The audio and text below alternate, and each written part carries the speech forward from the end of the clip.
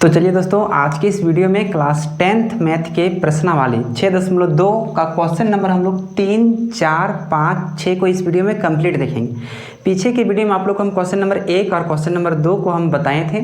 आज के इस वीडियो में 3, 4, 5, 6 को हम लोग देखेंगे। तो चलिए, आपका समय बिना गंवाते हुए हम लोग 3 नंबर क्वेश्चन की ओर चलते हैं। किताब में देखिएगा और नीचे स्क्रीन में भी शो हो रहा होगा। क्वेश्चन लिखा है कि आकृति 6.18 में यदि LM समांतर CB और LN समांतर CD हो तो सिद्ध कीजिए कि AM बटे AB बराबर AM बटे AN बटे AD है। ये आकृति आपका दिया गया है 6.18 में, ठीक ना। ये आकृति छाप दी है आपको। हम यहाँ तक लिख दिए हैं कि जो दिया गया है और क्या सिद्ध करना है। सबसे पहले आपने सिद्ध करना क्या है उसको लिखिएगा और जो दिया क्या है उसको लिखिएगा। दो चीज़ हमेशा याद रखिएगा। तो ये दिया है LM समांतर CB और LN समांतर CD, ठीक है। और हमें सिद्ध करना है AM बटा AB, AM बटा इसके बाद AB टोटल। देखिए AM यहाँ से यहाँ तक और AB यहाँ से लेकर यहाँ तक। इसी तरह से AN बटा AD, AN यहाँ से यहाँ तक और AD यहाँ से फिर यहाँ तक। ये हमें सिद्ध करके लाना है। जब भी ये अनुपातिक भुजाएं जैसा आपको सिद्ध करने के लिए कहेगा तो आप याद रखिएगा थेल्स परिमेय का उपयोग कीजिएगा, ठीक ना। परिमेय 6.1 का। तो ध्यान से देखेंगे। सबसे पहले जो हमें दिया है उसको हम देख लेते हैं। क्या क्या दिया है लिखेंगे कि LM समांतर CB।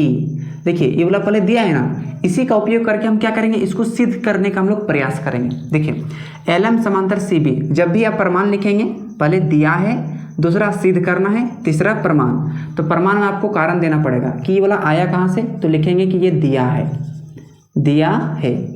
अब देखो LM समांतर CB जब है LM ध्यान से देखिएगा LM और ये CB मतलब त्रिभुज ACB को ध्यान से देखेंगे। ACB को LM समांतर BC है, यानी एक त्रिभुज में एक भुजा के समांतर एक रेखा खींचा हुआ है। इसका मतलब बाकी इन दो भुजाओं को एक ही अनुपात में विभाजित करेगा। हम लोग परिमेय 6.1 में हम लोग पढ़े हैं कि किसी त्रिभुज में एक भुजा के समांतर कोई रेखा है। ध्यान से देखिए LM समांतर BC है, यानी इस त्रिभुज में एक भुजा के समांतर एक रेखा है तो इस त्रिभुज के अन्य दो भुजाओं को एक ही अनुपात में विभाजित करेगा। हम लोग परिमेय 6.1 में पढ़े थे। यानी यहाँ से हम कह सकते हैं कि AM बटा MB और यहाँ से AL बटा LC हम कह सकते हैं। तो यहाँ लिखेंगे AM बटा MB, AM बटा MB, फिर यहाँ बराबर हो सकता है AL बटा LC, AL बटा LC। कारण लिखेंगे परिमेय 6.1 से, परिमेय 6.1 से। ये हो गया आपका कारण, ठीक है। अब यहाँ मान लेते हैं हम लोग इक्वेशन नंबर फर्स्ट माने समीकरण 1 मान लेते हैं। और दूसरा क्या दिया गया है कि LN समांतर CD है। फिर यहाँ लिखेंगे चूँकि LN समांतर CD। अब ये कारण आपको देना पड़ेगा, दिया है मतलब ये कारण आप दे दिए। आप ध्यान से देखिए LN समांतर CD कहाँ पर है, LN यही वाला है और ये है CD त्रिभुज। ध्यान से देखिए ACD में LN समांतर CD मतलब ये LN और ये CD क्या है, समांतर है। अब जब किसी त्रिभुज में एक भुजा के समांतर कोई रेखा होती है तो अन्य दो भुजाओं को एक ही अनुपात में विभाजित करेगा। यानी हम कह सकते हैं कि इधर से AN बटा ND और यहाँ AL बटा LC हम लिख सकते हैं परिमेय 6.1 से। तो इसको लिख लेंगे AN बटा ND, इसीलिए AN बटा ND बराबर होगा AL बटा LC के, AL बटा LC के। अब यहाँ कारण क्या लिखेंगे, कारण लिखेंगे परिमेय 6.1 से, परिमेय 6.1 से। और यहाँ मान लेंगे हम लोग समीकरण 2 मान लेंगे। आप समीकरण 1 और समीकरण 2 को गौर से देखिए, ठीक ना। इसमें इसका RHS देखिए AL बटा LC और इसका RHS है AL बटा LC। माने समीकरण में RHS बराबर है तो इसमें LHS और LHS भी क्या होगा, बराबर होगा। ध्यान समझिएगा। यदि कोई रामू नाम का व्यक्ति है और कोई सामू नाम का व्यक्ति है, नाम में ध्यान से दीजिएगा। अगर रामू का वजन 10 kg है और सामू का वजन 10 kg है तो दोनों का तो वजन क्या होगा, दोनों का वजन बराबर होगा, ठीक है। और एगो सोनू नाम का लड़का है, सोनू नाम का लड़का है जिसका वजन कितना है 10 kg, कितना है 10 kg। और एगो फिर यही रामू है, यही रामू का वजन कितना है 10 kg।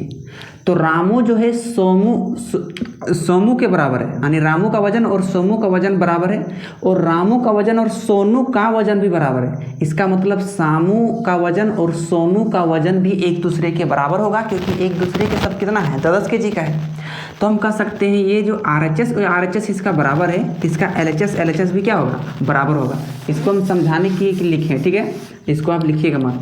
तो यहाँ लिखेंगे समीकरण 1 एवं समीकरण 2 से, ठीक ना, इसको लिख लेंगे समीकरण 1 एवं समीकरण 2 से, समीकरण 2 से। तो देखिए इसका RHS बराबर है, इसका LHS बराबर होगा AM बटा MB और इसका AN बटा ND, ये क्या हो जाएगा बराबर। लेकिन ध्यान दीजिए ये आपको सिद्ध करने के लिए नहीं कहा गया है, सिद्ध करने के लिए कहा गया है AM बटा AB और AN बटा AD। तो यहाँ AM तो मेरा आ रहा है, लेकिन नीचे AB, यहाँ तो MB है, ये MB को हमको चेंज करना पड़ेगा। इसी तरह से इसका राइट साइड देना साइड देखिए AN बटा AD, तो AN तो मेरा है बट AD नहीं है। तो इसको करेंगे कैसे, देखिए जब भी इस तरह से आपको लाने के लिए कहेगा AM बटा AB और AN बटा AD, ठीक ना, तो करेंगे क्या, इस तरह से क्वेश्चन को हम लोग सॉल्व करने के लिए इसमें इसको हम उल्टा कर देंगे। क्या करेंगे, उल्टा करेंगे। तो चलिए इसको उल्टा करते हैं, लिखेंगे कि व्युत्क्रम करने पर, व्युत्क्रम करने पर, तो चलिए इसको लिख दिए व्युत्क्रम। तो ये MB चल जाएगा ऊपर यानी हर अंश में, और ये AM आ जाएगा नीचे। तो इस तरह से ND चला जाएगा अंश में और AN आ जाएगा हर में, यानी ये हो जाएगा नीचे। जब ये नीचे आ गया तो क्या करेंगे, दोनों तरफ 1 जोड़ देंगे। क्या करेंगे, अब दोनों तरफ 1 जोड़ देंगे।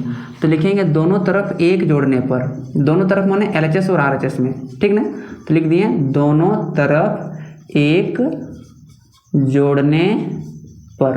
तो चलिए यहाँ पर लिख दिए, और दोनों तरफ क्या करेंगे 1 को जोड़ देंगे।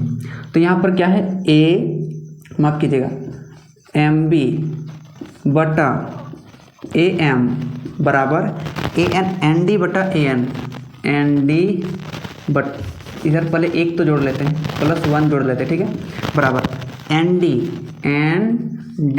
बटा AN, और इधर भी क्या करेंगे 1 जोड़ देंगे। अब ये 1 जोड़ने से फ़ायदा क्या होगा, अभी ध्यान से देखिए आपको समझ में आ जाएगा।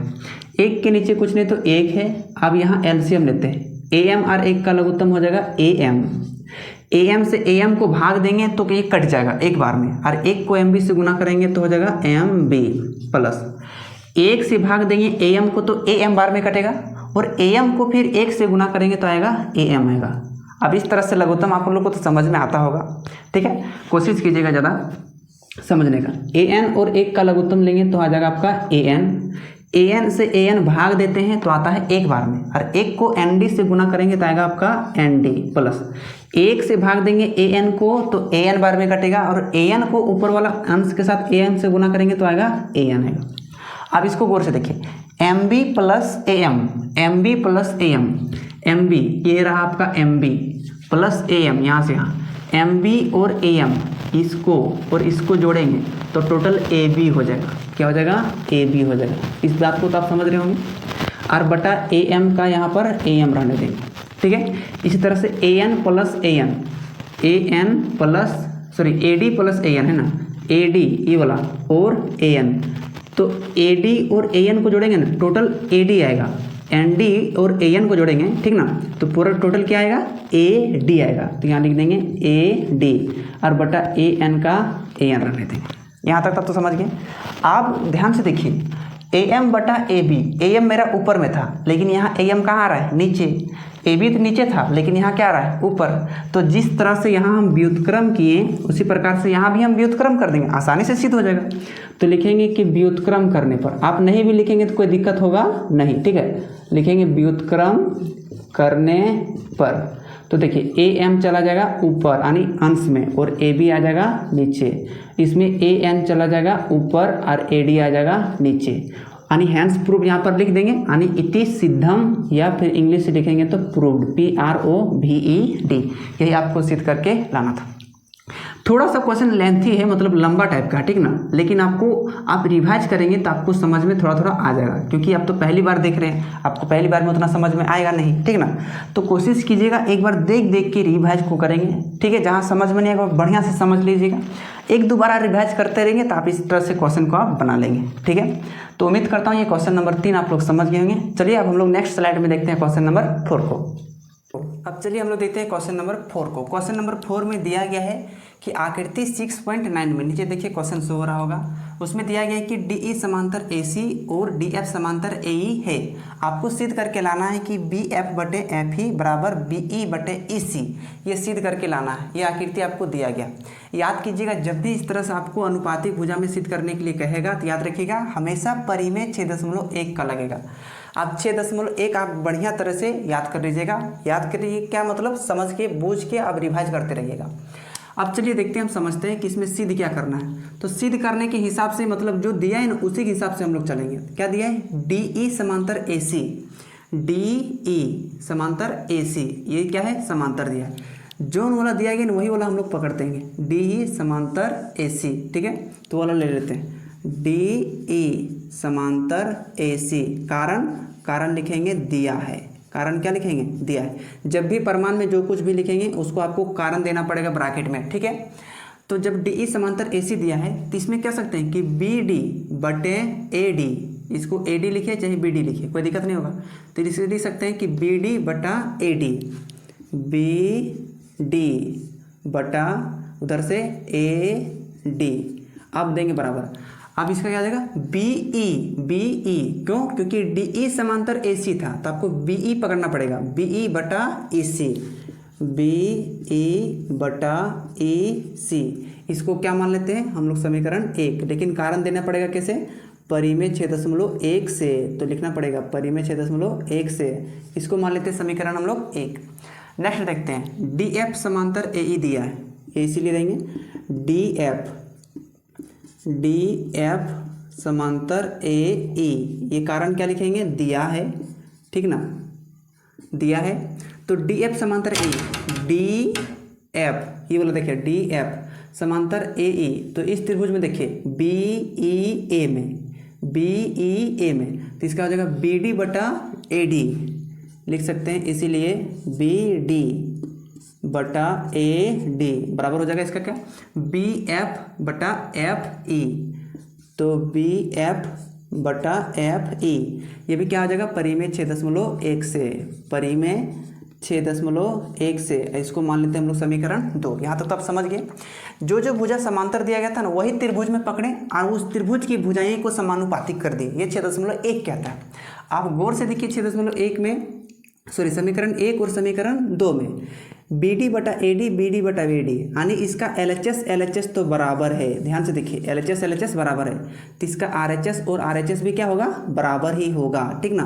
तो लिखेंगे समीकरण 1 एवं समीकरण 2 से, समीकरण 1 एवं समीकरण 2 से, तो इसका LHS बराबर है तो इसका RHS बराबर होगा। तो इसका RHS क्या हो जाएगा, B, इसका RHS पकड़ते हैं बोले, BE बटा EC, इसका RHS BF बटा FE, और यही आपको सिद्ध करके लाना था। देखिए BF बटा FE, BF बटा FE और BE बटा EC, BE बटा EC। अब आप लोग बोलेंगे कि इधर उधर हो गया, अरे बराबर ही तो है ना, तो चलिए इसको हम इधर ले आते हैं, कोई दिक्कत नहीं। BF बटा FE और उसको कर देते हैं उधर BE बटा EC। आप बोलेंगे प्लस माइनस में क्यों नहीं करेंगे, जब दोनों साइड को पक्षांतर करेंगे, इधर उधर करेंगे तो प्लस माइनस नहीं करते। अब यहाँ लिख देंगे हम लोग इति सिद्धम, या इंग्लिश से लिख देंगे प्रूव्ड। बहुत ही आसानी तरीके से ये क्वेश्चन नंबर 4 भी आपको हम सॉल्व करके बता दें। आप इसे आराम से इस तरह से नोट डाउन कर सकते हैं, जब एग्जाम में पूछेगा तो बस एकदम हूबहू इस तरह से उतार देंगे, कोई दिक्कत होगा नहीं। अब चलिए नेक्स्ट स्लाइड में हम लोग देखते हैं क्वेश्चन नंबर 5 को। तो चलिए अब हम लोग देखते हैं क्वेश्चन नंबर 5 को। क्वेश्चन नंबर 5 में कहा है कि आकृति 6.20 में DE समांतर OQ, ठीक है, और DF समांतर OR है। तो सिद्ध कीजिए कि ई एफ समांतर क्यू आर। ये हम क्वेश्चन नहीं है, क्वेश्चन नीचे शो हो रहा है, देखिए स्क्रीन में, आपको हम सीधे सॉल्व करके बता रहे हैं ताकि आपका समय कम खर्च होगा, ठीक ना। तो देखिए जो हमें दिया है वो हम लिख चुके हैं, क्या सिद्ध करना है वो भी लिख चुके हैं। इस बार सिद्ध करने के लिए बट्टा हम नहीं पूछा है, इस बार पूछा है सिद्ध करने के लिए ई एफ समांतर क्यू आर। ई एफ समांतर क्यू आर, ये समांतर हो है या नहीं। जब ये भुजाएं समानुपातिक होगा, ठीक ना, तो ये ऑटोमेटिक ये समांतर हो जाएंगे। तो ये भुजाएं समानुपातिक मतलब समझते हैं, अगर पी ई बटा ई क्यू और पी एफ बटा एफ आर अगर ले आएंगे तो ये ऑटोमेटिक समांतर हो जाएगा, ठीक ना। तो ये लाएंगे कैसे, सबसे पहले देखिए जो जो हमें मिला है उसकी सहायता हम लोग लेते हैं। सबसे पहले क्या दिया है कि डी ई यहाँ लिख रहे हैं, जो कि डी ई समांतर ओ क्यू, ये कारण में क्या लिखेंगे, दिया है। जब भी आप प्रमाण करके लिखेंगे तो उसका कारण देना पड़ेगा ब्रैकेट में। अगर डी ई समांतर ओ क्यू, देखिए तो डी ई समांतर ओ क्यू क्या है, डी ई, ध्यान से देखिए ये वाला, ये है तो डी ई समांतर ओ क्यू किस त्रिभुज में है, पी क्यू ओ में है, पी क्यू ओ में है। अगर पी क्यू ओ में डी ई समांतर ओ क्यू है, इसका मतलब हम लिख सकते हैं कि पी ई बटा ई क्यू और यहाँ से पी डी बटा डी ओ लिख सकते हैं, क्योंकि ये समांतर दिया गया है तो भुजाएं समानुपातिक होगा। कैसे, परिमेय 6.1 से, तो इसीलिए लिखेंगे पी ई, ठीक है, बटा हो जाएगा ई क्यू बराबर, तो इसका हो जाएगा पी डी बटा डी ओ, पी डी बटा डी ओ। कारण हो जाएगा परिमेय 6.1 से, 6.1 से, और इसको मान लेते हैं समीकरण 1 मान लेते हैं। अब चलिए और क्या मिला है, अब मिला हमें डी एफ समांतर ओ आर, चूँकि डी एफ समांतर ओ आर, ये कारण क्या लिखेंगे, कारण आप दिया है क्योंकि क्वेश्चन में ये दे रखा है। अब ये डी एफ समांतर ओ आर कहाँ है, खोजिए तो। डी एफ, यहाँ देखिए डी एफ समांतर ओ आर कौन सा त्रिभुज में है, त्रिभुज पी ओ आर में है, त्रिभुज पी ओ आर में। अगर किसी त्रिभुज में एक भुजा के समांतर एक रेखा खींचा है, इसका मतलब उस त्रिभुज की भुजाएं समानुपातिक होगा परिमेय 6.1 से। तो इसको लिख सकते हैं कि पी एफ बटे एफ आर, इसीलिए पी एफ बटे एफ आर बराबर होगा पी डी बटे डी ओ, पी डी बटे डी ओ। क्यों, क्योंकि डी एफ समांतर ओ आर था, तो यहाँ से पी डी बटे डी ओ, कारण लिखना पड़ेगा परिमेय 6.1 से, परिमेय 6.1 से, और इसको मान लेते हैं हम लोग समीकरण 2। आप समीकरण 1 और समीकरण 2 को एकदम से गहरा रंग से देखिए, गहरा रंग से। अगर इसका LHS बराबर नहीं है तो इसका देखिए RHS बराबर है। RHS देखिए इसका DO PD बटे DO, यहाँ पे PD बटे DO, तो RHS बराबर है, तो इसका LHS भी बराबर होगा, आपको हम पीछे बताइए। तो यहाँ लिख सकते हैं समीकरण 1 एवं समीकरण 2 से, ठीक ना, इसको लिख देंगे समीकरण 1 एवं समीकरण 2 से। इसका RHS बराबर है तो इसका LHS भी बराबर होगा, तो PE बटा EQ बराबर हो जाएगा PF बटा एफ आर, पी एफ बटे एफ आर। अब ये है कहाँ, ध्यान से देखिए, पी ई बटा ई क्यू, पी ई बटा ई क्यू और पी एफ बटा एफ आर, पी एफ बटा एफ आर, ठीक है। तो अभी ये त्रिभुज में किसकी भुजाएं समानुपातिक है, पी क्यू आर में इसकी भुजाएं समानुपातिक हम तो ले आए, अतः लिख सकते हैं कि ई एफ जो होगा, ई एफ जो होगा समांतर हो जाएगा क्यू आर के, समांतर हो जाएगा क्यू आर के। क्यों, परिमेय 6.2 हम लोग पढ़े थे कि किसी त्रिभुज में अगर भुजाएं कोई रेखा, एक रेखा उस त्रिभुज की दो भुजाओं को एक ही अनुपात में विभाजित करता है तो वह तीसरी भुजा के समांतर होता है। परिमेय 6.2 में आपको हम बता चुके हैं, नहीं देखें तो लिंक नीचे डिस्क्रिप्शन बॉक्स में या प्लेलिस्ट में जाकर खोजेंगे तो आपको मिल जाएगा 6.2 आपका परिमेय, ठीक ना। तो इस त्रिभुज में भुजाएं समानुपातिक है तो इसकी ये भुजा क्या हो जाएगा, तीसरी भुजा के समांतर होगा। तो यहाँ कारण क्या हो जाएगा, परिमेय 6.2 से, परिमेय 6.2 से। अब यहाँ लिख देंगे हम लोग, क्या लिख देंगे, प्रूव्ड लिख देंगे, क्या लिख देंगे, प्रूव्ड लिख देंगे, यानी इति सिद्धम। क्यों, क्योंकि आपको यही तो सिद्ध करके लाना था, तो यहाँ आपको सिद्ध कर दिए। ये क्वेश्चन नंबर 5 भी आप आसानी तरीके से सिद्ध कर सकते हैं। उम्मीद करता हूँ आप लोग ये क्वेश्चन को समझ गए होंगे। अब चलिए नेक्स्ट स्लाइड में देखते हैं क्वेश्चन नंबर 6 को। अब देखिए क्वेश्चन नंबर 6, क्वेश्चन नंबर 6 में लिखा गया है, क्वेश्चन में पूरा आकृति देखे थे, आकृति 6.21 में ये आकृति है, दिया गया कि मैं क्रमशः ओ पी ओ क्यू और ओ आर पर स्थित बिंदु ए बी और सी इस प्रकार है कि ए बी समांतर पी क्यू और ए सी समांतर पी आर है, दर्शाइए कि बी सी समांतर क्यू आर है। अब बहुत लंबा क्वेश्चन है, लेकिन सिद्ध करने के लिए क्या क्या है कि बी सी समांतर क्यू आर, मतलब देखिए यहाँ से ए ओ बी ओ सी त्रिभुज पी क्यू आर के जो दे ना बीच में ये जो भुजा को मिला दिया गया। इसके बाद दिया गया कि ए बी समांतर पी क्यू, ए बी समांतर पी क्यू और यहाँ से ए सी समांतर पी आर, ए सी समांतर पी आर है। तो आपको सिद्ध करना है कि बी सी समांतर क्यू आर। देखिए आपको क्वेश्चन नंबर 5 जैसे इसमें सिद्ध करने के लिए कहा गया, तो बी सी समांतर क्यू आर है कहाँ, बी सी समांतर क्यू आर। अच्छा, तो त्रिभुज ओ क्यू आर में है, त्रिभुज ओ क्यू आर में बी सी और क्यू आर। अच्छा, त्रिभुज ओ क्यू आर की अगर हम ओ बी बटा बी क्यू, ओ बी बटा बी क्यू आपको केवल समझा रहे हैं, इधर से ओ सी बटा ओ आर, ओ सी बटा सी आर, ओ सी बटा सी आर, अगर इस त्रिभुज की भुजाएं समानुपातिक ले आएंगे तो इसका मतलब हम कह सकते हैं कि बी सी समांतर क्यू आर तो हो जाएगा आसानी तरीके से, क्योंकि क्वेश्चन नंबर 5 में अभी आपको हम बताइए। तो हम क्या करेंगे, ओ बी बटा ओ बी क्यू और ओ सी बटा सी आर ये भुजाएं समानुपातिक लाने की कोशिश करेंगे, ठीक ना। जब ये आ जाएगा तो बी सी समांतर क्यू आर आप आसानी से कर सकते हैं। तो यहाँ देखिए आप इसको यहाँ कीजिएगा आप। चलिए हम प्रमाण करते हैं। प्रमाण में क्या क्या दिया है कि ए बी समांतर पी क्यू, चूँकि ए बी समांतर पी क्यू, ये कारण क्या लिखेंगे, ये तो दिया है, ठीक है, यहाँ लिखेंगे दिया है। ए बी समांतर पी क्यू खोजिए, तो ए बी समांतर पी क्यू, ए बी समांतर पी क्यू किस त्रिभुज में है, त्रिभुज ओ पी क्यू में है, ओ पी क्यू में है। तो अगर इस त्रिभुज में ए बी समांतर पी क्यू है तो लिख सकते हैं कि ओ ए बटा ए पी और इधर से ओ बी बटा बी क्यू। नहीं लिख सकते हैं, एकदम लिख सकते हैं। तो लिखिए इधर से ओ बी बटा बी क्यू फिर ओ ए बटा ए पी लिख दिए, ओ बी बटा बी क्यू बराबर इधर से ओ ए बटा ए पी, ओ ए बटा ए पी।